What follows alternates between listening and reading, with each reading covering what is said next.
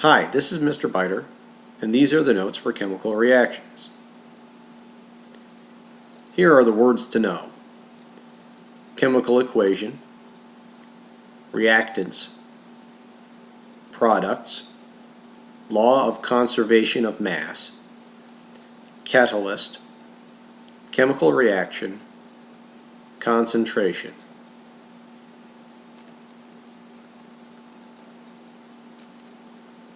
These are the key questions. What is a chemical reaction? What are the parts of a chemical equation, and what can they tell us? What evidence shows a chemical reaction is taking place?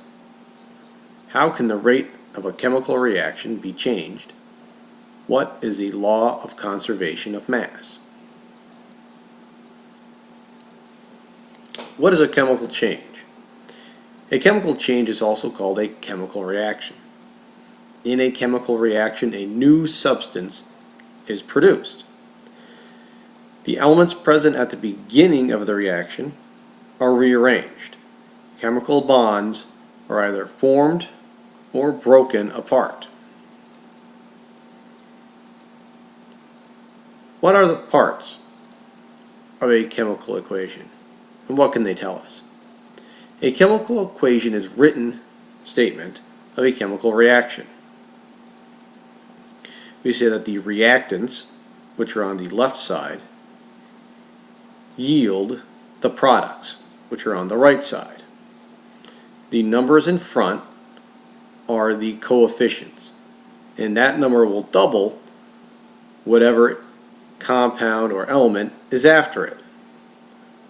So in this case, this 2 means that there are 2 H2s for a total of 4 hydrogens.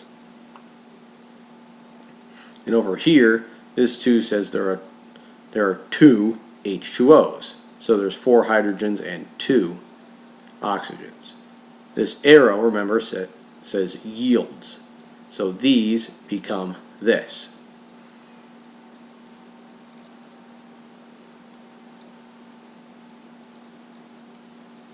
What evidence shows a chemical reaction is taking place?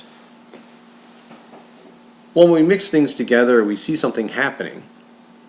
There's good evidence that a chemical reaction is taking place when we see bubbling. This means that there's a gas being produced that wasn't there before. There is a temperature change. Heat energy is either taken in or put out, so it'll either get hot or cold. There's a color change. Something that was clear maybe turns red, or 2 different colors form a completely different color when mixed together.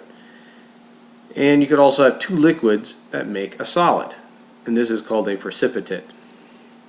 And this, you can see a picture of that happening over here. 2 liquids are combined and a yellow precipitate or solid is formed. These are also examples of chemical reactions. Over here we have some zinc and hydrochloric acid. It is emitting hydrogen gas. Those are the bubbles here. And we also have an ice pack here. When you have an ice pack, you have to break something inside of it and then mix it together. That is a chemical reaction. There's a temperature change. That's what's making it cold. How could the rate of a chemical reaction be changed? It can be changed in 4 ways. Increasing the temperature will increase the reaction rate. Increasing surface area will increase reaction rate. Increasing concentration increases reaction rate. And adding a catalyst increases the reaction rate. Doing the opposite of these, of course, will have the opposite effect. If you decrease temperature, you will decrease the reaction rate, and so on and so forth. Increasing surface area just means you're going to take something that might be in a big chunk and break it up into smaller pieces. The smaller pieces something is in, the more of it is exposed and can react with whatever it's reacting with. What is the law of conservation of mass? The law of conservation of mass says that the total mass of the reactants equals the mass of the products. In a chemical reaction, matter is not created or destroyed. Here's an example here. We have our reactants and our products. In a chemical reaction, the number of atoms on this side of each element will equal the number of atoms on this side of each element. If we count up the number of atoms of carbon over here, we see that there's one carbon right here. Over here we have one carbon. Hydrogen, we have 4 on this side of the reaction. 2 times 2, that'll make 4 here. And over here, oxygen, 2 times 2, there's 4 oxygen atoms. And over here, we'll have 1, 2, and then 2 oxygen here.